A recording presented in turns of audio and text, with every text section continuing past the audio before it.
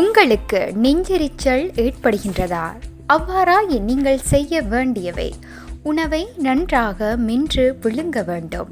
நார்ச்சத்துள்ள உணவுகளை அதிகம் சாப்பிட வேண்டும்.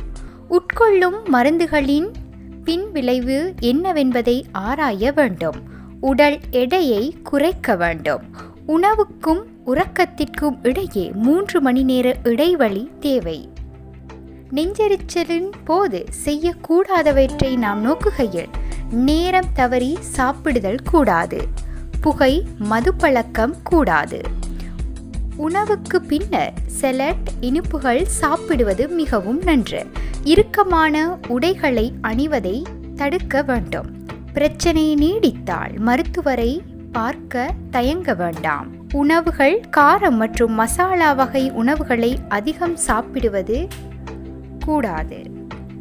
இத்தகவலோடு வணக்கம் லண்டனுக்காக பெருமாள் பிரமேதா.